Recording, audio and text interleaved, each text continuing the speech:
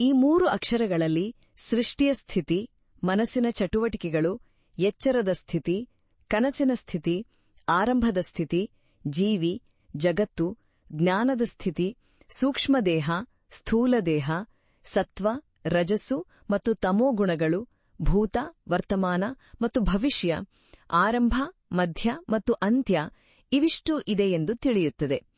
ಓಂ ಎಂಬ ಹೆಸರಿನ ಈ ವಸ್ತುವಿನ ಶಬ್ದವನ್ನು ಬ್ರಹ್ಮ ಎಂದು ಕರೆಯಲಾಗುತ್ತದೆ. ನಾವು ದೂರದಿಂದ ಗಮನಿಸಿದರೆ ಅನೇಕ ಜನರು ದೊಡ್ಡ ಮಾರುಕಟ್ಟೆಯಲ್ಲಿ ವಿವಿಧ ಶಬ್ದಗಳನ್ನು ಮಾಡುತ್ತಿರುವಾಗ ಎಲ್ಲಾ ಶಬ್ದವೂ ಹೀರಲ್ಪಡುತ್ತದೆ ಮತ್ತು ಓಂ ಎಂಬ ಒಂದೇ ಒಂದು ಶಬ್ದವು ನಮ್ಮ ಕಿವಿಗಳಲ್ಲಿ ಕೇಳುತ್ತದೆ. ಭಾಷೆ ಅಥವಾ ರೂಪವನ್ನು ಲೆಕ್ಕಿಸದೆ ಒಳಗಿಂದ ಹೊರಬರುವ ಶಬ್ದವು ಓಂಕಾರದಲ್ಲಿ ಮುಳುಗಿದೆ ಎಂದು ತೋರಿಸಲು ಈ ಉದಾಹರಣೆಯೇ ಸಾಕು. ಕ್ರಿಶ್ಚಿಯನ್ ಧರ್ಮಗ್ರಂಥಗಳಲ್ಲಿ ಮೊದಲನೆಯದರಲ್ಲಿ ಪದವಿತ್ತು ಮತ್ತು ಪದವು ದೇವರೊಂದಿಗಿತ್ತು ಮತ್ತು ಪದವು ದೇವರಾಗಿತ್ತು ಎಂಬ ಪದವು ಈ ಶಬ್ದವನ್ನು ಸೂಚಿಸುತ್ತದೆ. ನಮ್ಮ ಜಪಕರು ಓಂ ತತ್ಸತ್ ಅಂದರೆ ಓಂ ಅಂದರೆ ಎಂದು ಜಪಿಸುತ್ತಾರೆ. ಇದನ್ನು ಅಕ್ಷರ ಎಂದು ಕರೆಯುತ್ತಾರೆ. ಅಕ್ಷರ ಎಂದರೆ ಅವಿನಾಶಿ, ಶಾಶ್ವತ. ಶಬ್ದವಾಗಿರುವ ಅಕ್ಷರವು ಬ್ರಹ್ಮವಸ್ತುವು. ಅನುಭವದಲ್ಲಿ ಈ ಶಬ್ದ ಬ್ರಹ್ಮವಸ್ತುವನ್ನು ಸಾಧಿಸಲು ಮಕ್ಕಳು 5 ವರ್ಷ ವಯಸ್ಸಿನಲ್ಲಿ ಅಕ್ಷರಗಳನ್ನು ಬರೆಯುವುದನ್ನು ಅಭ್ಯಾಸ ಮಾಡುವಂತೆ ಮಾಡಲಾಗುತ್ತದೆ. ಅಕ್ಷರಗಳನ್ನು ಅಕ್ಷರಗಳು ಎಂದು ಕರೆಯಲಾಗುತ್ತದೆ, ಏಕೆಂದರೆ ಅಕ್ಷರಗಳಿಂದ ಉದ್ಭವಿಸುವ ಎಲ್ಲಾ ಧ್ವನಿ ವ್ಯತ್ಯಾಸಗಳು ಆ ಶಬ್ದದಲ್ಲಿ ಒಳಗೊಂಡಿರುತ್ತವೆ. ಅಕ್ಷರಶಃ ವಸ್ತುವನ್ನು ಸಾಧಿಸಲು ಮಾಡಬೇಕಾದ ಬರವಣಿಗೆಯ ಅಭ್ಯಾಸವನ್ನು, ನಿಜವಾದ ಗುರಿಯನ್ನು ಮರೆತು ಈ ಸಮಯದಲ್ಲಿ ಮನಸ್ಸು ಅಶಾಶ್ವತ ವಸ್ತುಗಳ ಮೇಲೆ ಕೇಂದ್ರೀಕರಿಸುವ ರೀತಿಯಲ್ಲೂ ಮಾಡಲಾಗುತ್ತದೆ. ಮನಸ್ಸಿನಲ್ಲಿರುವ ಪ್ರತಿಯೊಂದು ಆಲೋಚನೆಗೂ ಶಬ್ದದ ರೂಪದಲ್ಲಿ ಒಂದು ಪದವಿದೆ. ಆಲೋಚನೆ ಉದ್ಭವಿಸಿದ ತಕ್ಷಣ ಅನುಗುಣವಾದ ಪದವು ಉದ್ಭವಿಸುತ್ತದೆ. ಆಲೋಚನೆ ಮತ್ತು ಮಾತು ಎಷ್ಟು ಬಲವಾಗಿ ಬಂಧಿತವಾಗಿವೆ ಎಂದರೆ ಅವುಗಳನ್ನು ಪರಸ್ಪರ ಬೇರ್ಪಡಿಸಲು ಸಾಧ್ಯವಿಲ್ಲ. ಒಂದು ವಸ್ತುವಿಗೆ ಒಳ ಮತ್ತು ಹೊರ ಎಂಬ 2 ಭಾಗಗಳಿಲ್ಲವೇ? ಒಳಭಾಗವನ್ನು ಆಲೋಚನೆ ಎಂದು ಕರೆಯಬಹುದು ಮತ್ತು ಹೊರಭಾಗವು ಪದ. ಆಲೋಚನೆ ಮತ್ತು ಮಾತು ಒಂದೇ ವಿಷಯದ 2 ಭಾಗಗಳಾಗಿವೆ. ಈ ಎರಡನ್ನೂ ಪರಸ್ಪರ ಬೇರ್ಪಡಿಸಲು ಯಾರಿಗೂ ಸಾಧ್ಯವಿಲ್ಲ. ಭಾಷೆ ಎಂಬುದು ಮನುಷ್ಯರು ಒಟ್ಟಿಗೆ ಕುಳಿತು ನಿರ್ಧರಿಸಿದ ವಿಷಯವಲ್ಲ. ಮನುಷ್ಯನ ಸೃಷ್ಟಿಯ ಕಾಲದಿಂದಲೂ ಪದಗಳು ಮತ್ತು ಭಾಷೆಗಳು ಅಸ್ತಿತ್ವದಲ್ಲಿವೆ. ನೆನಪಿಗೆ ಒಂದು ಪದ ಇರಲೇಬೇಕು ಎಂಬುದು ನಿಜ. ಆದರೆ ಆಲೋಚನೆಗೆ ಒಂದೇ ಪದ ಇರಲೇಬೇಕು ಎಂಬುದಿಲ್ಲ. ವಿವಿಧ ಭಾಷೆಗಳಲ್ಲಿ ವಿಭಿನ್ನ ಪದಗಳು ಒಂದೇ ಆಲೋಚನೆಯನ್ನ ಸೂಚಿಸುತ್ತವೆ. ಓಂ ಶಬ್ದವು ಒಂದೇಯಾಗಿರುತ್ತದೆ. ದೂರದಿಂದ ಸಿಂಹದ ಘರ್ಜನೆಯನ್ನು ಗಮನಿಸಿ. ಇದು ಘರ್ಜಿಸುವ ಧ್ವನಿಯಲ್ಲಿ ಓಂ ಎಂದು ಹೇಳುವಂತಿದೆ. ಸಾಗರದ ಕೂಗನ್ನು ಗಮನಿಸಿ. ಇದು ಓಂ ಓಂ ಎಂದು ನಿರಂತರವಾಗಿ ಹೇಳುವಂತಿದೆ. ಎಲ್ಲಾ ಭಾಷೆಗಳಲ್ಲಿ ತಾಯಿಯನ್ನು ಉಲ್ಲೇಖಿಸಲು ಅಮ್ಮ ಎಂಬ ಪದವನ್ನು ಸಾಮಾನ್ಯವಾಗಿ ಬಳಸಲಾಗುತ್ತದೆ. ಅಮ್ಮ ಶಬ್ದವು ಓಂ ಶಬ್ದದಿಂದ ಸ್ವಾಭಾವಿಕವಾಗಿ ಹುಟ್ಟಿಕೊಂಡಿರಬೇಕು, ಏಕೆಂದರೆ ಕುರಿ ಮತ್ತು ಹಸುಗಳು ಸಹ ಅಮ್ಮ ಎಂದು ಕೂಗುತ್ತವೆ. ಬೆಕ್ಕಿನ ಮ್ಯಾವ್ ಶಬ್ದವೂ ಸಹ ಓಂನ ರೂಪಾಂತರವಾಗಿದೆ. ಲೋಹಗಳಿಂದ ಮಾಡಲ್ಪಟ್ಟ ಶಬ್ದವು ಓಂ ಆಗಿದೆ. ಸಂಕ್ಷಿಪ್ತವಾಗಿ ಹೇಳುವುದಾದರೆ ಎಲ್ಲಾ ಶಬ್ದಗಳು ಓಂ ಎಂಬ 3 ಪಟ್ಟು ಶಬ್ದವಾಗಿದೆ ಮತ್ತು ಓಂನಿಂದ ಬಂದಿದೆ ಎಂಬುದರಲ್ಲಿ ಸಂದೇಹವಿಲ್ಲ. 5 ಅಂಶಗಳಲ್ಲಿ ಮೊದಲನೆಯದು ಆಕಾಶ. ಶಬ್ದವು ಹರಡುವುದು ಈ ಆಕಾಶದಲ್ಲಿಯೇ.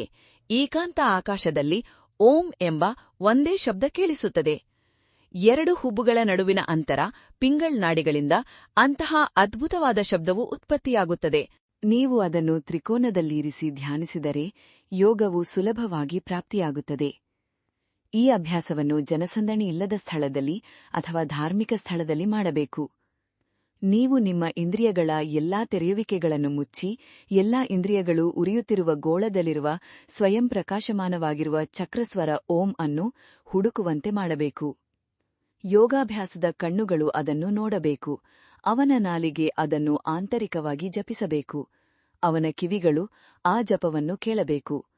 ನೀವು ಈ ರೀತಿ ಧ್ಯಾನ ಮಾಡಿದರೆ ನಿರಂತರ ಮತ್ತು ನಿರಂತರ ಚಲನೆಯು ತನ್ನದೇ ಆದ ಸ್ವಭಾವವಾಗುತ್ತದೆ ಮತ್ತು ಒಂದು ಕ್ಷಣದಲ್ಲಿ ಅದು ಅನೇಕ ಲೋಕಗಳನ್ನು ಒಂದುಗೂಡಿಸುತ್ತದೆ. ಮತ್ತು ನೀವು ಈ ಪ್ರಕೃತಿಯನ್ನು ಬಿಟ್ಟು ಬೆಳಕಿನ ದೀಪದಂತೆ ಒಂದೇ ಸ್ಥಾನದಲ್ಲಿ ನಿಂತರೆ ಆ ಕ್ಷಣದಲ್ಲಿ ನೀವು ಆತ್ಮಾನಂದದ ಫಲವನ್ನು ಅನುಭವಿಸುವಿರಿ.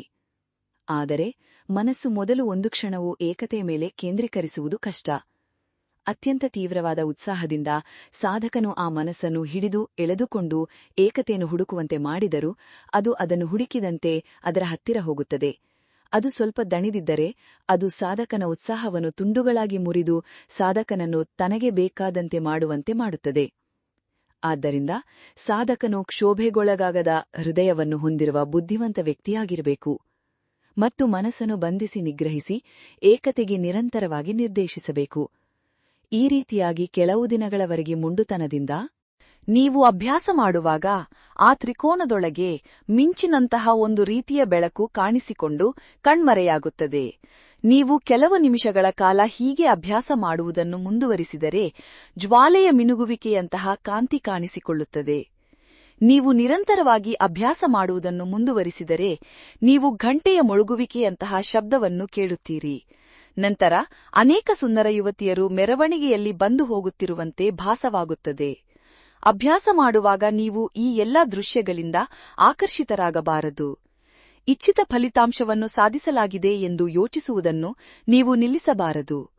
ನೀವು ನಿರಂತರವಾಗಿ ಅಭ್ಯಾಸ ಮಾಡುವುದನ್ನು ಮುಂದುವರಿಸಿದರೆ ಸ್ಪಷ್ಟೀಕರಣದಂತಹ ಶುದ್ಧ ಶೂನ್ಯತೆಯು ಕಾಣಿಸಿಕೊಳ್ಳುತ್ತದೆ.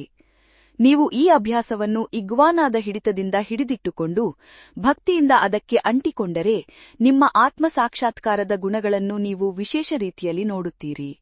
ಆದರೆ ನೀವು ಸಾಧಕರು ಯೋಗದ ಏಕಾಗ್ರತೆಯ ಸ್ಥಿತಿಯಲ್ಲಿದ್ದರೆ ನಿಮ್ಮ ಮನಸ್ಸು ಅದರ ಶುದ್ಧ ಸ್ವಭಾವದಿಂದ ಸತ್ವದ ಗುಣದಿಂದ ಬೇರ್ಪಟ್ಟು ಅಜ್ಞಾನದ ಗುಣದ ಬೆಳವಣಿಗೆಯನ್ನು ಪಡೆಯುತ್ತದೆ ಮತ್ತು ನಿಮಗೆ ಸೋಮಾರಿತನವನ್ನು ನೀಡುತ್ತದೆ. ನಿಮ್ಮನ್ನು ನಿರಾಸಕ್ತಿ ಮತ್ತು ಏಕಾಗ್ರತೆಯ ಬಗ್ಗೆ ಆಸಕ್ತಿ ಇಲ್ಲದವರನ್ನಾಗಿ ಮಾಡುತ್ತದೆ. ನೀವು ಈ ಸೋಮಾರಿತನವನ್ನು ಜಯಿಸಿದರೆ ಅದು ನಿಮಗೆ ಅನೇಕ ಅಪರೂಪದ ಮತ್ತು ಅತ್ಯಂತ ಅಪೇಕ್ಷಣೀಯ ವಿಷಯಗಳನ್ನು ತೋರಿಸುತ್ತದೆ ಮತ್ತು ನಿಮ್ಮನ್ನು ಅವುಗಳಲ್ಲಿ ಮಗ್ನಗೊಳಿಸುತ್ತದೆ. ನೀವು ಅಂತಹ ಭ್ರಮೆಗಳಿಂದ ದೂರ ಸರಿಯದೆ ಮತ್ತು ದೃಢವಾದ ಏಕಾಗ್ರತೆಯನ್ನು ಅಭ್ಯಾಸ ಮಾಡಿದರೆ ಅದು ನಿಮ್ಮನ್ನು ನಿದ್ರೆಗೆ ಜಾರಿಸಿ ಅಲ್ಲಿ ನಿಮಗೆ ಸಂತೋಷವನ್ನು ತೋರಿಸುತ್ತದೆ. ಇದಲ್ಲದೆ ನೀವು ಅನೇಕ ಅದ್ಭುತ ಸಿದ್ಧಿಗಳನ್ನು ಸಾಧಿಸಬಹುದು. ಹಿಂದಿನ ಮತ್ತು ವರ್ತಮಾನದ ಎಲ್ಲಾ ಘಟನೆಗಳು ನಿಮ್ಮ ಮನಸ್ಸಿನಲ್ಲಿ ಪ್ರತಿಫಲಿಸುತ್ತದೆ. ಇದಲ್ಲದೆ ನಿಮ್ಮ ಮನಸ್ಸು ನಿಮಗೆ ವಿವಿಧ ರೀತಿಯ ಕಷ್ಟಗಳು ಮತ್ತು ಸಂತೋಷಗಳನ್ನು ನೀಡುತ್ತದೆ ಮತ್ತು ನೀವು ಭಯದಿಂದ ಅಥವಾ ಆನಂದದಿಂದ ಆಕರ್ಷಿತರಾಗುತ್ತೀರಿ. ನೀವು ಕಷ್ಟಗಳಿಗೆ ಹೆದರುತ್ತಿರಲಿ ಅಥವಾ ಸುಖಗಳ ಬಗ್ಗೆ ಸಂತೋಷಪಡುತ್ತಿರಲಿ, ನೀವು ಅಭ್ಯಾಸವನ್ನು ನಿಲ್ಲಿಸಬಾರದು. ನೀವು ಯೋಗವನ್ನು ಅಭ್ಯಾಸ ಮಾಡಿದರೆ ಮತ್ತು ಮಾನಸಿಕ ಬೆಳವಣಿಗೆಗಳನ್ನು ನಿಯಂತ್ರಿಸಲು ಒಗ್ಗಿಕೊಂಡರೆ ನಂತರ ಬರುವ ಎಲ್ಲವೂ ತಾನಾಗಿಯೇ ಬರುತ್ತದೆ. ಈಗ ನಾನು ನಿನ್ನನ್ನು ನೋಡುತ್ತಿದ್ದೇನೆ. ನಾನು ನಿನ್ನನ್ನು ನೋಡಲು ಬಯಸಿದರೆ 3 ವಿಷಯಗಳು ಅವಶ್ಯಕ. ನೀನು ನನ್ನ ಮುಂದೆ ಇರುವುದು ಒಂದು ವಿಷಯ. ಎರಡನೆಯದು, ನೀನು ನನ್ನ ಮುಂದೆ ಇರುವುದು ಸಾಕಾಗುವುದಿಲ್ಲ. ನನ್ನ ಕಣ್ಣುಗಳು ನಿನಗೆ ತೆರೆದಿರಬೇಕು. ಮೂರನೆಯದು, ನೀನು ಅಲ್ಲಿರುವುದು ಸಾಕಾಗುವುದಿಲ್ಲ. ನನ್ನ ಕಣ್ಣುಗಳು ನಿನ್ನ ಮುಖಕ್ಕೆ ತೆರೆದಿರುವುದು ಸಾಕಾಗುವುದಿಲ್ಲ. ಮೂರನೆಯದಾಗಿ, ನನ್ನ ಮನಸ್ಸು ನನ್ನ ಕಣ್ಣುಗಳೊಂದಿಗೆ ಒಂದಾಗಬೇಕು. ನಾನು ಈಗ ಬರೆಯುತ್ತಿದ್ದೇನೆ. ಬೀದಿ ಕಣಿವೆಯಲ್ಲಿ ಎಷ್ಟು ಬಂಡಿಗಳು ಓಡುತ್ತಿವೆ. ಆ ಬಂಡಿಗಳ ಶಬ್ದ ನನ್ನ ಕಿವಿಗೆ ತಲುಪುತ್ತಿಲ್ಲ. ಏಕೆ? ನನ್ನ ಮನಸ್ಸು ನನ್ನ ಕಿವಿಗಳಿಗೆ ಅಂಟಿಕೊಂಡಿಲ್ಲ. ನನ್ನ ಮನಸ್ಸು ನನ್ನ ಕಣ್ಣುಗಳಿಗೆ ಅಂಟಿಕೊಂಡಿದೆ. ಇಂದ್ರಿಯಗಳಿಗೆ ಅಂಟಿಕೊಂಡಿರುವ ಮನಸ್ಸು ಬಾಹ್ಯ ವಸ್ತುವಿನೊಂದಿಗೆ ಸಂಬಂಧ ಹೊಂದಿದೆ ಮತ್ತು ಆ ವಸ್ತುವಿನ ಜ್ಞಾನವನ್ನು ಬುದ್ಧಿಗೆ ಒಯ್ಯುತ್ತದೆ. ಏನನ್ನಾದರೂ ನಿರ್ಧರಿಸುವ ಲಕ್ಷಣವನ್ನು ಹೊಂದಿರುವ ಮನಸ್ಸಿನ ಬೆಳವಣಿಗೆಯನ್ನು ಬುದ್ಧಿಶಕ್ತಿ ಎಂದು ಕರೆಯಲಾಗುತ್ತದೆ.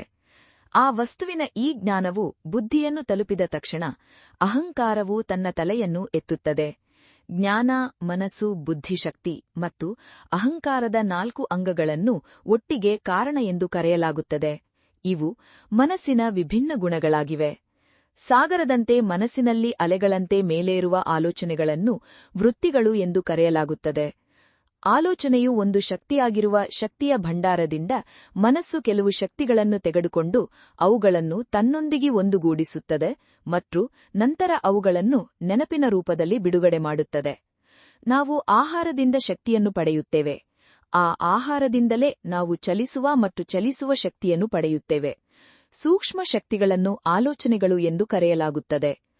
ಮನಸ್ಸು ಭೌತಿಕವಾಗಿದೆ, ಆದರೆ ಅದು ಆಧ್ಯಾತ್ಮಿಕ ವಸ್ತುವಾದ ಆತ್ಮದ ಹತ್ತಿರ ಮತ್ತು ಉಪಸ್ಥಿತಿಯಲ್ಲಿರುವುದರಿಂದ ಅದು ಆಧ್ಯಾತ್ಮಿಕ ಶಕ್ತಿಯನ್ನು ಹೊಂದಿದೆ ಎಂದು ತೋರುತ್ತದೆ. ಅದು ವಿಸ್ತರಣೆಯಾಗಿದೆ. ಆತ್ಮವು ಮನಸ್ಸಿನ ಹಿಂದೆಯಿದೆ. ಮನಸ್ಸು ಆತ್ಮಕ್ಕೆ ಕೇವಲ ಒಂದು ಸಾಧನ. ಮನಸ್ಸಿನ ಮೂಲಕ ಹೊರಹೊಮ್ಮುವ ಜ್ಞಾನವು ಆತ್ಮದ್ದಾಗಿದೆ. ಮನುಷ್ಯನು ಮನಸ್ಸಿನ ಹಿಂದೆ ಇರುವುದರಿಂದ ಮಾತ್ರ ಮನಸ್ಸು ಪ್ರಕಾಶಮಾನವಾಗಿ ಕಾಣುತ್ತದೆ. ಒಬ್ಬ ಮನುಷ್ಯನು ಮನಸ್ಸನ್ನು ತ್ಯಜಿಸಿದರೆ, ಅಂದರೆ ಆತ್ಮವನ್ನು ಮಾತ್ರ ನೀವು ತನಿಖೆ ಮಾಡಿದರೆ ಮನಸ್ಸು ಬಿದ್ದು ನಾಶವಾಗುತ್ತದೆ. ಈ ಮನಸ್ಸನ್ನು ಚಿತ್ತ ಎಂದು ಕರೆಯಲಾಗುತ್ತದೆ. ಅದು ಬಾಹ್ಯ ವಸ್ತುಗಳೊಂದಿಗೆ ಸಂಬಂಧ ಹೊಂದಿದಾಗ ಮತ್ತು ಅವು ನೆನಪಿನ ರೂಪದಲ್ಲಿ ಮೇಲೇರಿದಾಗ ಅವುಗಳನ್ನು ವೃತ್ತಿಗಳು ಎಂದು ಕರೆಯಲಾಗುತ್ತದೆ. ಈ ವೃತ್ತಿಗಳು ನಮ್ಮ ಬ್ರಹ್ಮಾಂಡ. ನಾವು ಸಾಗರದ ಆಳವನ್ನು ನೋಡಬಹುದು. ಅಲೆಗಳು ಕಡಿಮೆಯಾಗಿ ನೀರು ಶಾಂತವಾದಾಗ ಮಾತ್ರ ನೀವು ಅದರ ಆಳವನ್ನು ನೋಡಬಹುದು. ಅದು ಅಲೆಗಳಿಂದ ತುಂಬಿರುವುದರಿಂದ ನೀವು ಅದರ ಆಳವನ್ನು ನೋಡಬಹುದು. ಕೊಳದ ನೀರು ಕೂಡ ಹಾಗೆಯೇ ಇರುತ್ತದೆ. ನೀರು ಕೆಸರು ಅಥವಾ ಪ್ರಕ್ಷುಬ್ಧವಾಗಿದ್ದರೆ ನೀವು ಅದರ ತಳವನ್ನು ನೋಡಲಾಗುವುದಿಲ್ಲ. ಮನಸ್ಸು ಕೊಳ. ಇದರ ಆಧಾರ ನಮ್ಮ ಆತ್ಮ. ಅಲೆಗಳು ವೃತ್ತಿಗಳು. ಮತ್ತು ಮನಸ್ಸು 3 ಗುಣಗಳನ್ನು ಹೊಂದಿದೆ. ಒಂದನ್ನು ಅಜ್ಞಾನದ ವಿಧಾನ ಎಂದು ಕರೆಯಲಾಗುತ್ತದೆ. ಇದು ಮಾತಿನ ಕತ್ತಲೆಯ ಲಕ್ಷಣದಿಂದ ನಿರೂಪಿಸಲ್ಪಟ್ಟಿದ್ದು ಮತ್ತು ಮೂರ್ಖರು ಮತ್ತು ಪ್ರಾಣಿಗಳಲ್ಲಿ ಕಂಡುಬರುತ್ತದೆ. ಇದು ಒಂದೇ ಒಂದು ಪರಿಣಾಮವನ್ನು ಹೊಂದಿದೆ. ಈ ವಿಧಾನದೊಂದಿಗೆ ಮನಸ್ಸಿನಲ್ಲಿ ಬೇರೆ ಯಾವುದೇ ಆಲೋಚನೆ ಉದ್ಭವಿಸುವುದಿಲ್ಲ. ಇನ್ನೊಂದು ವಿಧಾನವನ್ನು ರಜಸ ಎಂದು ಕರೆಯಲಾಗುತ್ತದೆ.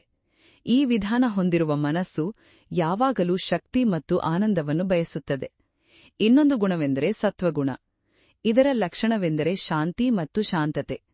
ಈ ಮನೋಧರ್ಮದಲ್ಲಿ ಅಶಾಂತ ಆಲೋಚನೆಗಳ ಅಲೆಗಳು ಇರುತ್ತವೆ. ಅಂದರೆ ಮನಸ್ಸು ಕೇಂದ್ರೀಕೃತವಾಗಿರುವ ಕೊಳದ ನೀರು ಸ್ಪಷ್ಟವಾಗಿದೆ.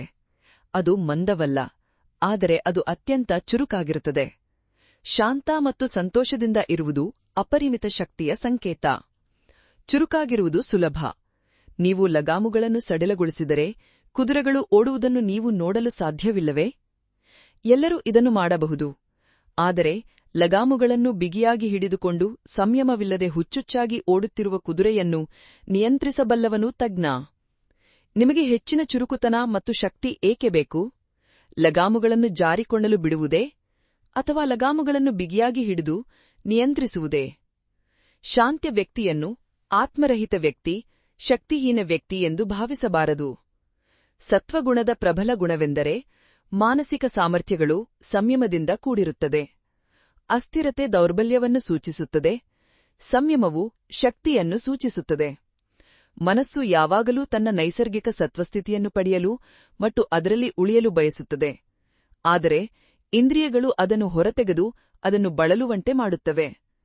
ಅದನ್ನು ನಿಗ್ರಹಿಸುವುದು, ಮನಸ್ಸು ಹೊರಗೆ ಹೋಗದಂತೆ ತಡೆಯುವುದು, ಮತ್ತು ಇದು ಮಾತ್ರವಲ್ಲ, ಹೊರಗೆ ಹೋದ ಮನಸ್ಸನ್ನು ಅದು ಬಂದ ದಾರಿಗೆ ಹಿಂತಿರುಗಿಸುವುದು ಯೋಗಾಭ್ಯಾಸದ ಮೊದಲ ಹೆಜ್ಜೆಯಾಗಿದೆ. ಈ ಮನಸ್ಸು ಬ್ರಹ್ಮದ ಆರಂಭದಿಂದ ಅಂತ್ಯದವರೆಗೆ ಪ್ರತಿಯೊಂದು ಜೀವಿಯಲ್ಲೂ ಇದ್ದರೂ ಅದು ಮನುಷ್ಯನಲ್ಲಿ ಬುದ್ಧಿಮತ್ತೆಯಾಗಿ ಅರಳುವುದನ್ನು ನಾವು ನೋಡುತ್ತೇವೆ. ಮನಸ್ಸು ತನ್ನ ಬುದ್ಧಿಮತ್ತೆಯ ಲಕ್ಷಣವಾದ ವಿವೇಕದ ಮೂಲಕ ಬುದ್ಧಿಮತ್ತೆಯಾಗಿ ಅರಳಿದಾಗ ಮಾತ್ರ ಇದು ಪರಿಪೂರ್ಣ ಎಂದು ತಿಳಿಯುತ್ತದೆ ಮತ್ತು ಅದು ಒಂದ ದಾರಿಗೆ ಮರಳುವ ಮಾರ್ಗವನ್ನು ಕಂಡುಕೊಳ್ಳುತ್ತದೆ. ಹೀಗಾಗಿ ಜೀವಿಗೆ ಮುಕ್ತಿಯನ್ನು ನೀಡುತ್ತದೆ. ಆದ್ದರಿಂದ ಮನುಷ್ಯನಾಗಿ ಹುಟ್ಟುವುದು ಅಪರೂಪ ಮತ್ತು ಮಾನವ ಜನ್ಮಕ್ಕೆ ವಿಶೇಷ ಗೌರವವನ್ನು ನೀಡಲಾಯಿತು. ಹಸುಗಳು ಮತ್ತು ಮೇಕೆಗಳ ಜನನವು ತಕ್ಷಣದ ಮುಕ್ತಿಗೆ ಕಾರಣವಾಗುವುದಿಲ್ಲ, ಏಕೆಂದರೆ ಅವುಗಳಿಗೂ ಮನಸ್ಸಿದ್ದರೂ ಈ ಮನಸ್ಸು ಹೊಸ ರೂಪವನ್ನು ಪಡೆಯುವುದಿಲ್ಲ. ಮನಸ್ಸು ಈ ಕೆಳಗಿನ ಗುಣಲಕ್ಷಣಗಳನ್ನು ವ್ಯಕ್ತಪಡಿಸುತ್ತದೆ. ಅವು 1. ಪ್ರಸರಣ, 2. ಕತ್ತಲೆ, 3. ಒಟ್ಟುಗೂಡಿಸುವಿಕೆ, 4. ಏಕಾಗ್ರತೆ, 5. ಏಕಾಗ್ರತೆ. 1. ಮನಸ್ಸಿನ ಪ್ರಸರಣ ರೂಪವು ಸಕ್ರಿಯ ಸರ್ಪವಾಗಿದೆ. ಇದರ ಲಕ್ಷಣವೆಂದರೆ ಆನಂದ ಅಥವಾ ದುಃಖದ ನೋಟ. 2. ಕತ್ತಲೆ ರೂಪವು ದುಃಖಕ್ಕೆ ಕಾರಣವಾದ ಮಂದಬುದ್ಧಿಯಾಗಿದೆ. 1. ಚದುರುವಿಕೆ ರೂಪವು ದೇವತೆಗಳಿಗೆ ಸಹಜ. 2. ಕತ್ತಲೆ ರೂಪವು ದೈತ್ಯರಿಗೆ. 3. ಸಂಗ್ರಹ ರೂಪವು ಕೇಂದ್ರೀಕರಿಸಲು ಮಾಡಿದ ಕಠಿಣ ಪ್ರಯತ್ನದ ಸ್ವರೂಪವಾಗಿದ್ದೆ. 4. ಏಕಾಗ್ರತೆ ಎಂದರೆ ಕೇಂದ್ರೀಕರಿಸುವ ಪ್ರಯತ್ನ. 5. ಏಕಾಗ್ರತೆ ಸಮಾಧಿಗೆ ಕಾರಣ ಎಂದು ಅವರು ಹೇಳುತ್ತಾರೆ. ಮನಸ್ಸಿನ ಏಕಾಗ್ರತೆ ರೂಪದ ಧ್ಯಾನ. ಏಕಾಗ್ರತೆ ರೂಪ ಸಮಾಧಿ. ಕೆಲವು ವಿಷಯಗಳು ನಮಗೆ ತಿಳಿದು ಮತ್ತು ನಮ್ಮ ಸ್ವಂತ ಪ್ರಯತ್ನಗಳಿಂದ ಸಂಭವಿಸುತ್ತವೆ. ನಮಗೆ ತಿಳಿಯದೆಯೇ ಕೆಲವು ವಿಷಯಗಳು ಸಂಭವಿಸುತ್ತವೆ. ನಾನು ತಿಳಿದೇ ಆಹಾರವನ್ನು ತಿನ್ನುತ್ತೇನೆ. ಆ ಆಹಾರವು ನನ್ನಿಂದ ಜೀರ್ಣವಾಗುತ್ತದೆ, ರಕ್ತವಾಗುತ್ತದೆ ಮತ್ತು ನನ್ನ ದೇಹದ ಎಲ್ಲಾ ಅಂಗಗಳು ಬಲಗೊಳ್ಳುತ್ತವೆ. ಆದರೆ ಇದು ತಿಳಿದಿಲ್ಲ. ಆದರೂ ಈ ಕೆಲಸವು ನನ್ನಿಂದಲೇ ಮಾಡಲ್ಪಡುತ್ತದೆ, ಏಕೆಂದರೆ ನನಗೆ ತಿಳಿಯದೆ ನಡೆಯುತ್ತಿರುವ ಈ ಕೆಲಸವನ್ನು ನಾನು ತಿಳಿದೇ ಮಾಡಬಲ್ಲೆ ಅಥವಾ ಅದು ಆಗದಂತೆ ನಾನು ತಡೆಯಬಲ್ಲೆ. ಹೃದಯವು ನನ್ನ ನಿಯಂತ್ರಣವಿಲ್ಲದೆ ಬಡಿಯುತ್ತದೆ ಮತ್ತು ಹೃದಯದ ಬಡಿತವನ್ನು ನಿಯಂತ್ರಿಸಲು ಯಾರೂ ಇಲ್ಲ ಎಂದು ನೀವು ಹೇಳಬಹುದು. ಅದು ಸಂಭವಿಸುತ್ತದೆ ಎಂದು ನೀವು ಹೇಳಬಹುದು. ಆದರೆ ಮನುಷ್ಯನು ಅಭ್ಯಾಸದ ಮೂಲಕ ಹೃದಯವನ್ನು ತಾನು ಬಯಸಿದಂತೆ ನಿಯಂತ್ರಿಸಬಹುದು. ನಾವು ಬಯಸಿದರೆ ನಾವು ಹೃದಯ ಬಡಿತವನ್ನು ನಿಲ್ಲಿಸಬಹುದು ಅಥವಾ ನಿಧಾನಗೊಳಿಸಬಹುದು ಅಥವಾ ವೇಗಗೊಳಿಸಬಹುದು. ನಾವು ನಮ್ಮ ದೇಹದ ಪ್ರತಿಯೊಂದು ಭಾಗವನ್ನು ನಾವು ಬಯಸಿದಂತೆ ನಿಯಂತ್ರಿಸಬಹುದು. ಇದರ ಅರ್ಥವೇನೆಂದರೆ ನಾವು ತಿಳಿದೇ ಮಾಡಬಾರದ ಕೆಲಸಗಳನ್ನು ಮಾಡುತ್ತೇವೆ, ಆದರೆ ನಾವು ಅವುಗಳನ್ನು ತಿಳಿದೇ ಮಾಡುವುದಿಲ್ಲ ಅಷ್ಟೇ. ಮನಸ್ಸು ಕೆಲವು ಕೆಲಸಗಳನ್ನು ತಿಳಿದೇ ಮಾಡುತ್ತದೆ ಮತ್ತು ಕೆಲವು ಕೆಲಸಗಳನ್ನು ತಿಳಿಯದೆ ಮಾಡುತ್ತದೆ. ತಿಳಿದಿರುವುದರಲ್ಲಿ ಅಹಂಕಾರದ ಭಾವನೆಯಿರುತ್ತದೆ, ಅಜ್ಞಾನದಲ್ಲಿ ಅಹಂಕಾರವಿರುವುದಿಲ್ಲ. ಈ ಎರಡು ಸ್ಥಿತಿಗಳನ್ನು ಮೀರಿ ಮನಸ್ಸು ಉನ್ನತ ಸ್ಥಿತಿಯಲ್ಲಿ ಕೆಲಸ ಮಾಡಬಹುದು. ಅದು ಮನಸ್ಸಿನ ಜ್ಞಾನವನ್ನು ಮೀರಿದ ಸ್ಥಳಕ್ಕೆ ಹೋಗಬಹುದು. ತಿಳಿಯದೆಯೇ ಕ್ರಿಯೆಯೂ ಜ್ಞಾನಕ್ಕೆ ಒಳಪಟ್ಟಿರುವಂತೆಯೇ ಜ್ಞಾನಕ್ಕಿಂತ ಮೇಲಿನ ಕ್ರಿಯೆಯೂ ಸಹ, ಇದರಲ್ಲಿಯೂ ಸಹ ಯಾವುದೇ ಅಹಂಕಾರದ ಭಾವನೆ ಇರುವುದಿಲ್ಲ. ಅಹಂಕಾರದ ಭಾವನೆಯು ಮಧ್ಯಪ್ರದೇಶದಲ್ಲಿ, ಜ್ಞಾನದ ಪ್ರದೇಶದಲ್ಲಿರುತ್ತದೆ. ಮನಸ್ಸು ಈ ಜ್ಞಾನದ ಪ್ರದೇಶವನ್ನು ಮೀರಿ ಶಾಂತವಾದಾಗ ಆ ಸ್ಥಿತಿಯನ್ನು ಸಮಾಧಿ ಎಂದು ಕರೆಯಲಾಗುತ್ತದೆ. ಜ್ಞಾನದ ಕೆಳಗಿನ ಪ್ರದೇಶದಲ್ಲಿ ಮತ್ತು ಅದರ ಮೇಲಿನ ಪ್ರದೇಶದಲ್ಲಿ ಯಾವುದೇ ಅಹಂಕಾರದ ಭಾವನೆ ಇಲ್ಲದಿದ್ದರೆ ಈ ಎರಡು ಪ್ರದೇಶಗಳಿಗೆ ಹೋಗುವ ಮನಸ್ಸಿಗೆ ಅವು ಒಂದೇ ರೀತಿಯಾಗಿ ಕಂಡುಬರುತ್ತವೆ. ಆದ್ದರಿಂದ ಈ ಎರಡು ಪ್ರದೇಶಗಳ ನಡುವಿನ ವ್ಯತ್ಯಾಸವನ್ನು ನಿರ್ವಹಿಸುವ ಕ್ರಿಯೆಗಳ ಫಲಿತಾಂಶಗಳಿಂದ ಕಂಡುಹಿಡಿಯುವ ಮೂಲಕ ಕಂಡುಹಿಡಿಯಬಹುದು. ನಾವು ಕ್ರಿಯೆಗಳ ಫಲಿತಾಂಶಗಳನ್ನು ನೋಡಿದರೆ ಮನಸ್ಸು ಜ್ಞಾನದ ಮೇಲಿನ ಪ್ರದೇಶದಲ್ಲಿ ಕಾರ್ಯನಿರ್ವಹಿಸುತ್ತಿದೆಯೇ ಅಥವಾ ಕೆಳಗಿನ ಪ್ರದೇಶದಲ್ಲಿ ಕಾರ್ಯನಿರ್ವಹಿಸುತ್ತಿದೆಯೇ ಎಂದು ನಮಗೆ ಚೆನ್ನಾಗಿ ತಿಳಿಯುತ್ತದೆ. ಒಬ್ಬ ವ್ಯಕ್ತಿಯು ದೀರ್ಘಕಾಲ ನಿದ್ರಿಸಿದಾಗ ಅವನ ಮನಸ್ಸು ಜ್ಞಾನದ ಕೆಳಗಿನ ಪ್ರದೇಶಕ್ಕೆ ಹೋಗುತ್ತದೆ. ಅವನ ದೇಹದಲ್ಲಿ ಕೆಲಸ ನಡೆಯುತ್ತಿದೆ. ಅವನು ಉಸಿರಾಟದ ತೊಂದರೆಯ ಸ್ಥಿತಿಯಲ್ಲಿಯೇ ಇರುತ್ತಾನೆ. ಅವನು ನಿದ್ರೆಯಲ್ಲಿಯೂ ಸಹ ಉರುಳುತ್ತಾನೆ. ಅವನಿಗೆ ಅಹಂಕಾರದ ಭಾವನೆ ಇರುವುದಿಲ್ಲ. ಆ ಸಮಯದಲ್ಲಿ ಅವನು ಅಜ್ಞಾನಿ. ಅವನು ನಿದ್ರಿಸಿ ಎಚ್ಚರವಾದ ನಂತರ ಅವನು ನಿದ್ರೆಗೆ ಜಾರಿದಾಗ ಇದ್ದಂತೆಯೇ ಇರುತ್ತಾನೆ. ಅವನ ಜ್ಞಾನವು ಯಾವುದೇ ಅಭಿವೃದ್ಧಿ ಅಥವಾ ವಿವರಣೆಯನ್ನು ತಲುಪುವುದಿಲ್ಲ. ಆದರೆ ಸಮಾಧಿಯಲ್ಲಿರುವ ಮನುಷ್ಯ ಭವಿಷ್ಯದಲ್ಲಿ ಅವನು ಮೂರ್ಖನಾಗಿ ಸಮಾಧಿಯಲ್ಲಿದ್ದರೆ ಅವನು ಬುದ್ಧಿವಂತನಾಗಿ ಹೊರಹೊಮ್ಮುತ್ತಿದ್ದನು. ನಿದ್ರೆ ಮತ್ತು ಸಮಾಧಿ ಸ್ಪಷ್ಟವಾಗಿ ಒಂದೇ ಆಗಿವೆ. ವ್ಯತ್ಯಾಸ ಸ್ಪಷ್ಟವಾಗಿಲ್ಲವೇ? ಅವು ಒಂದೇಯಾಗಿ ಕಾಣಿಸಿಕೊಂಡರೂ ಮನುಷ್ಯನು ನಿದ್ರೆಯಿಂದ ಯಾವುದೇ ರೀತಿಯಲ್ಲಿ ಸುಧಾರಿಸುವುದಿಲ್ಲ. ಆದರೆ ಸಮಾಧಿಯಿಂದ ಅವನು ಮಹಾನ್ ಋಷಿಯಾಗುತ್ತಾನೆ. ಮಾನವ ಜ್ಞಾನದ ಕ್ಷೇತ್ರವು ಬುದ್ಧಿವಂತಿಕೆಯ ಕ್ಷೇತ್ರದೊಳಗೆ ಸೀಮಿತವಾಗಿದೆ. ಬುದ್ಧಿವಂತಿಕೆಯು ಎಲ್ಲಾ ಮಾನವ ಚಟುವಟಿಕೆಗಳು ಸಾಮಾನ್ಯವಾಗಿ ನಡೆಯುವ ಒಂದು ಸಣ್ಣ ವೃತ್ತವಾಗಿದೆ. ಈ ವೃತ್ತವನ್ನು ಮೀರಿ ಹೋಗುವ ಯಾವುದೇ ಪ್ರಯತ್ನ ಅಸಾಧ್ಯವಾಗುತ್ತದೆ. ಆದರೆ ಈ ವೃತ್ತದ ಹೊರಗೆ 1. ಅಮೃತದ ಕಾರಂಜಿ ಹರಿಯುತ್ತದೆ. 2. ಆನಂದವು ಅದರ ಮೂಲವನ್ನು ಹೊಂದಿದೆ. 3. ಜ್ಞಾನದ ಅಡಿಪಾಯವಿದೆ. ಸತ್ಯವನ್ನು ಕಂಡುಹಿಡಿಯಬೇಕಾದರೆ ಅದನ್ನು ಈ ವೃತ್ತದೊಳಗೆ ಹಿಡಿದಿಡಲು ಸಾಧ್ಯವಿಲ್ಲ.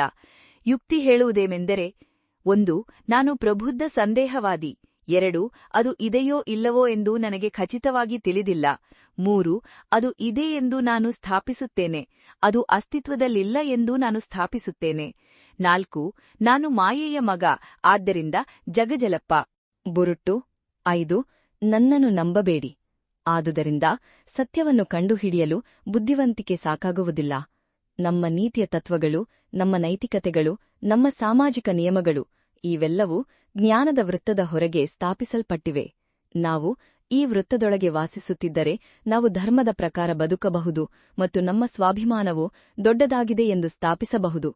ನಾವು ಈ ವೃತ್ತದೊಳಗೆ ವಾಸಿಸುತ್ತಿದ್ದರೆ ಒಬ್ಬ ಸ್ನೇಹಿತನನ್ನು ಸೇರಿ ಅದು ನನ್ನ ಬುದ್ಧಿವಂತಿಕೆಯಿಂದ ಸರಿ ಎಂದು ಏಕೆ ಸ್ಥಾಪಿಸಬಾರದು? ನಾವು ವೃತ್ತದೊಳಗೆ ಬಂಧಿತರಾಗಲು ದೃಢನಿಶ್ಚಯ ಮಾಡಿದರೆ ನಾವು ವಿಮೋಚನೆಯನ್ನು ಏಕೆ ಹುಡುಕಬೇಕು? ಸ್ವಾತಂತ್ರ್ಯವು ಸಂತೋಷವೆಂದು ಹೇಳುವುದರಿಂದ ಏನು ಪ್ರಯೋಜನ? ವೃತ್ತದ ಹೊರಗೆ ಏನೂ ಇಲ್ಲದಿದ್ದರೆ, ನಾನು ಒಳಗೆ ಸೀಮಿತವಾಗಿರಲು ಬಯಸಿದರೆ, ನನಗೆ ಸಾಧ್ಯವಾದಷ್ಟು ಸಂತೋಷವನ್ನು ಅನುಭವಿಸಲು ಪ್ರಯತ್ನಿಸುವುದರ ಹೊರತಾಗಿ ನಾನು ಬೇರೆ ಏನು ಯೋಚಿಸಬೇಕು? ಹೌದು, ಇಲ್ಲದಿದ್ದರೆ ಮನುಷ್ಯ ಸುತ್ತಾಡುತ್ತಾನೆ. ಆದುದರಿಂದ ಅವನು ವೃತ್ತದ ಹೊರಗೆ ಹೋಗುತ್ತಾನೆ. ಜ್ಞಾನವನ್ನು ಮೀರಿದ ಪ್ರದೇಶವನ್ನು ದಾಟಿ ಪ್ರವೇಶಿಸುವ ಮೂಲಕ ಮನಸ್ಸು ಸ್ವತಃ ಆ ವೃತ್ತಕ್ಕೆ ಬಹಿರಂಗಗೊಳ್ಳುತ್ತದೆ ಮತ್ತು ತಂತ್ರವನ್ನು ತ್ಯಜಿಸುತ್ತದೆ ಎಂದು ಯೋಗಿ ತಿಳಿದಿರುತ್ತಾನೆ. ಮನಸ್ಸು ಆ ಸ್ಥಿತಿಯನ್ನು ತಲುಪಿದಾಗ ಅನಿಯಮಿತ ಆನಂದವನ್ನು ನೀಡುವ ದೇವರ ಜ್ಞಾನವು ಮನುಷ್ಯನಲ್ಲಿ ಉದ್ಭವಿಸುತ್ತದೆ. ಆ ಜ್ಞಾನವು ಅನುಪಮ ಮತ್ತು ಸರ್ವವ್ಯಾಪಿಯಾಗದ್ದು ಉದ್ಭವಿಸುತ್ತದೆ. ಈ ಯೋಗಾಭ್ಯಾಸವನ್ನು ಅಭ್ಯಾಸ ಮಾಡದವರಿಗೂ ಸಹ ಈ ತಂತ್ರವನ್ನು ಮೀರಿದ ಜ್ಞಾನವನ್ನು ಮೀರಿದ ಒಂದು ಪ್ರದೇಶವನ್ನು ಅವನು ಸಾಧಿಸುತ್ತಾನೆ. ಅವನು ಹೇಗೂ ಅದರಲ್ಲಿ ಎಡವಿ ಬೀಳುತ್ತಾನೆ. ಹೀಗೆ ಎಡವಿ ಬಿದ್ದ ನಂತರ ಆ ಶಕ್ತಿಯು ತನಗೆ ಹೊರಗಿನಿಂದ ಬಂದಿದೆ ಎಂದು ಅವನು ಭಾವಿಸುತ್ತಾನೆ. ಅದಕ್ಕಾಗಿಯೇ ವಿವಿಧ ದೇಶಗಳಲ್ಲಿ ಒಂದೇ ವಿಷಯವನ್ನು ವಿಭಿನ್ನವಾಗಿ ಅರ್ಥೈಸಲಾಗುತ್ತದೆ. ಮನಸ್ಸು ತನ್ನ ಸ್ವಂತ ಪ್ರಯತ್ನದಿಂದ ತನ್ನೊಳಗಿನ ಜ್ಞಾನವನ್ನು ವ್ಯಕ್ತಪಡಿಸುತ್ತದೆ. ಆದರೆ ಈ ಜ್ಞಾನವು ಪ್ರಕಟವಾಗುವ ಮನಸ್ಸು, ಅದು ಪ್ರಕಟವಾಗುವ ಮನುಷ್ಯನ ನಂಬಿಕೆಗಳು ಮತ್ತು ತತ್ವಗಳಿಗೆ ಅನುಗುಣವಾಗಿ ಪ್ರಕಟವಾಗುತ್ತದೆ ಎಂದು ಹೇಳಲಾಗುತ್ತದೆ. ವಿಧಿ ಎಂದರೆ ಅಂತಹ ಪುರುಷರು ತಿಳಿಯದೆಯೇ ಈ ಜ್ಞಾನವನ್ನು ಪಡೆಯುತ್ತಾರೆ. ಆದರೆ ಈ ಸ್ಥಿತಿಗೆ ಬೀಳುವ ಮೂಲಕ ಈ ಸ್ಥಿತಿಗೆ ಬೀಳುವುದು ತಪ್ಪು ಎಂಬುದು ಯೋಗಶಾಸ್ತ್ರದ ಬೋಧನೆಯಾಗಿದೆ. ಈ ಸ್ಥಿತಿಗೆ ಬೀಳುವವರು ಮಾನಸಿಕವಾಗಿ ವಿಚಲಿತರಾಗಿರಬಹುದು, ಅಥವಾ ಅವರು ಅಪರೂಪದ ಮತ್ತು ಉನ್ನತ ಸ್ಥಿತಿಯನ್ನು ತಲುಪಿದ್ದರೂ ಸಹ ಅವರು ತಮ್ಮ ಮೂಢನಂಬಿಕೆಗಳಲ್ಲಿ ಹಠಮಾರಿಗಳಾಗಿರಬಹುದು. ಯೋಗಾಭ್ಯಾಸದ ವಿವಿಧ ವಿಧಾನಗಳು ಅಂತಿಮವಾಗಿ ಸಮಾಧಿಯ ಹಂತಕ್ಕೆ, ಶುದ್ಧ ಪ್ರಜ್ಞೆಯ ಪ್ರದೇಶಕ್ಕೆ ಕರೆದೊಯ್ಯಲು ವಿನ್ಯಾಸಗೊಳಿಸಲಾಗಿದೆ. ಪ್ರಾಚೀನ ಕಾಲದ ಎಲ್ಲಾ ಮಹಾಪುರುಷರು ಈ ಸಮಾಧಿ ಸ್ಥಿತಿಯನ್ನು ಪಡೆದರು ಮತ್ತು ಆ ಪರಿಪೂರ್ಣ ಸ್ಥಿತಿಯಿಂದ ಪ್ರಪಂಚದ ಅಭಿವೃದ್ಧಿಗಾಗಿ ಎಲ್ಲ ಸಂದೇಶಗಳನ್ನು ಕಳುಹಿಸಿದರು. ಅವರು ನಮ್ಮಂತೆಯೇ ಮನುಷ್ಯರಾಗಿದ್ದರು. ಅವರು ಸಮಾಧಿಯನ್ನು ಪಡೆಯಲು ಸಾಧ್ಯವಾದರೆ ನಮಗೇಕೆ ಸಾಧ್ಯವಿಲ್ಲ ಎಂದು ನಮಗೆ ತಿಳಿಯದಿಲ್ಲ. ಅವರು ಕೊಂಬುಗಳನ್ನು ಮೊಳಕೆಯೊಡೆದಿಲ್ಲ. ಯಾರಾದರೂ ಒಂದು ಸಮಯದಲ್ಲಿ ಒಂದು ಸ್ಥಿತಿಯನ್ನು ಪಡೆದಿದ್ದರೆ ಎಲ್ಲರೂ ಆ ಸ್ಥಿತಿಯನ್ನು ಪಡೆಯಬಹುದು ಎಂಬುದಕ್ಕೆ ಅದು ಪುರಾವೆಯಾಗಿದೆ. ಪ್ರತಿಯೊಬ್ಬರೂ ಈ ಸ್ಥಿತಿಯನ್ನು ಪಡೆಯಬೇಕು. ಇದರ ಅನುಭವವೇ ಏಕೈಕ ಆಚಾರ್ಯರು. ನಾವು ನಮ್ಮ ಜೀವನದುದ್ದಕ್ಕೂ ಕೇವಲ ಪದಗಳು ಮತ್ತು ಭವ್ಯ ಪದಗಳನ್ನು ಮಾತನಾಡಿರಬಹುದು, ಆದರೆ ನಾವು ಆ ಪದಗಳನ್ನು ನಮ್ಮ ಸ್ವಂತ ಸ್ವಭಾವದಲ್ಲಿ ಅರ್ಥಮಾಡಿಕೊಳ್ಳುವುದಿಲ್ಲ. ಇಲ್ಲದಿದ್ದರೆ ಆ ಎಲ್ಲಾ ಮಾತುಗಳು ಕೇವಲ 8 ಎಲೆಗಳ ತರಕಾರಿಗಳಾಗಿರುತ್ತವೆ. ನಾವು ಅದನ್ನು ತಯಾರಿಸಬಹುದೇ? ನಾವು ಜನರಿಗೆ ಭಾಗಶಾಸ್ತ್ರದಲ್ಲಿ ಭಾಗಶಾಸ್ತ್ರವನ್ನು ಓದಲು ಹೇಳಿದಾಗ ಮತ್ತು ಅಡುಗೆ ಪದಾರ್ಥಗಳು ತಿಳಿದಿಲ್ಲ ಮತ್ತು ರುಚಿಕರವಾಗಿವೆ ಎಂದು ಹೇಳಿದಾಗ ಅವು ಹೇಗಿವೆ ಎಂದು ನೋಡಬೇಕೆಂಬ ಬಯಕೆ ನಮ್ಮಲ್ಲಿ ಹುಟ್ಟುವುದಿಲ್ಲವೇ? ಆದರೆ ಅದು ನಮ್ಮ ನಾಲಿಗೆಯಲ್ಲಿ ತಿಳಿದಿಲ್ಲ ಮತ್ತು ರುಚಿಕರವಾದ ರುಚಿಯನ್ನು ಹುಟ್ಟುಹಾಕುತ್ತದೆಯೇ? ಗೊಂದಲ ಮತ್ತು ಅಪವಿತ್ರತೆಯನ್ನು ಉಂಟುಮಾಡುವ ಕೇವಲ ಪುಸ್ತಕ ಅಧ್ಯಯನವು ಮನಸ್ಸನ್ನು ಅಪವಿತ್ರಗೊಳಿಸುತ್ತದೆ. ಆದ್ದರಿಂದ ಯೋಗವು ಸಂಭವಿಸುವ ವಿಷಯವಲ್ಲ, ಅದು ನಿರಂತರ ಅಭ್ಯಾಸ ಮತ್ತು ಅನುಭವದ ಮೂಲಕ ಬರಬೇಕು. ಸಮಾಧಿ ಸ್ಥಿತಿಯನ್ನು ಪಡೆಯುವ ಮೊದಲು ಒಬ್ಬರು ಧ್ಯಾನದ ಸ್ಥಿತಿಯನ್ನು ಸಾಧಿಸಬೇಕು. ಮನಸ್ಸು ಒಂದು ವಸ್ತುವಿನ ಮೇಲೆ ಮತ್ತು ಎಣ್ಣೆಯ ಹರಿವಿನಂತೆ ಕೇಂದ್ರೀಕೃತವಾದಾಗ ಮನಸ್ಸು ನಿಲ್ಲದೆ ಆ ವಸ್ತುವಿನ ಕಡೆಗೆ ಹೋಗುತ್ತದೆ. ಅದನ್ನು ಧ್ಯಾನ ಎಂದು ಕರೆಯಲಾಗುತ್ತದೆ. ಧಾರಣವು ಮನಸ್ಸನ್ನು ಪ್ರಯತ್ನದಿಂದ ಒಂದು ವಸ್ತುವಿನ ಮೇಲೆ ಅಂಟಿಕೊಳ್ಳುವಂತೆ ಮಾಡುವ ಕ್ರಿಯೆಯಾಗಿದೆ. ಧ್ಯಾನವು ಮನಸ್ಸಿನ ಕ್ರಿಯೆಯಾಗಿದ್ದು ಎಣ್ಣೆಯ ಹರಿವಿನಂತೆ ನಿರಂತರವಾಗಿ ಆ ವಸ್ತುವಿನ ಕಡೆಗೆ ಚಲಿಸುತ್ತದೆ.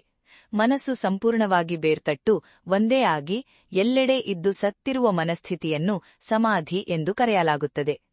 ಧಾರಣ, ಧ್ಯಾನ ಮತ್ತು ಸಮಾಧಿಗಳನ್ನು ಒಟ್ಟಿಗೆ ಸಂಯಮ ಎಂದು ಕರೆಯಲಾಗುತ್ತದೆ. ಈ ಸಂಯಮವನ್ನು ಸಾಧಿಸಿದಾಗ ಯೋಗಿಯು ಸಾಕ್ಷಾತ್ಕಾರನಾಗುತ್ತಾನೆ. ಅಂತಿಮ ಸ್ಥಿತಿ, ಸಮಾಧಿ ಸ್ಥಿತಿಯನ್ನು ಎಲ್ಲರೂ ಪಡೆಯಬಹುದು.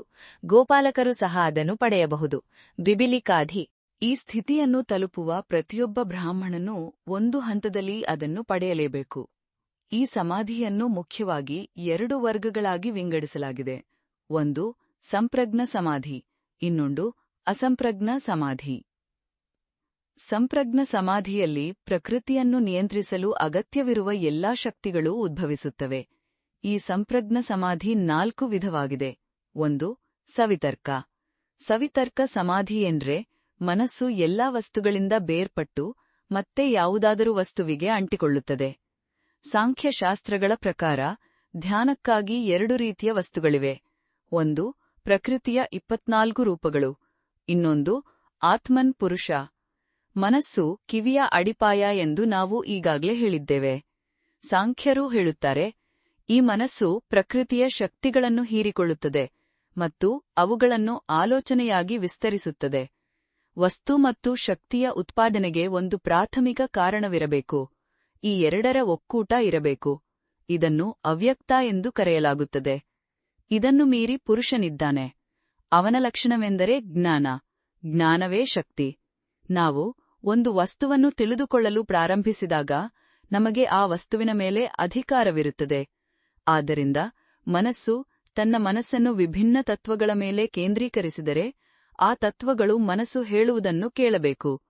ಬಾಹ್ಯ ಜಗತ್ತಿನಲ್ಲಿರುವ ಭೌತಿಕ ತತ್ವಗಳು ಮನಸ್ಸಿನ ಏಕಾಗ್ರತೆಗೆ ಒಳಗಾದಾಗ ಆ ತರ್ಕಸಮಾಧಿ. ವಿತರ್ಕಮೆಂದರೆ ಪ್ರಶ್ನೆ ಎಂದು ಹೇಳಲಾಗುತ್ತದೆ.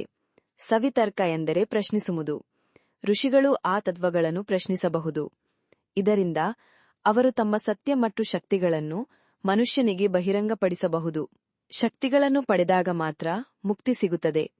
ಶಕ್ತಿಗಳನ್ನು ಪಡೆಯಲು ಪ್ರಯತ್ನಿಸಿದರೆ ಅದು ಈ ಲೌಕಿಕ ಜೀವನದಿಂದ ಶಾಶ್ವತವಾಗಿ ದೂರವಾಗುವ ಬಯಕೆಯಾಗುತ್ತದೆ. ಈ ಲೌಕಿಕ ಜೀವನದಲ್ಲಿ ಆನಂದ ಎಂಬುದೇ ಇಲ್ಲ.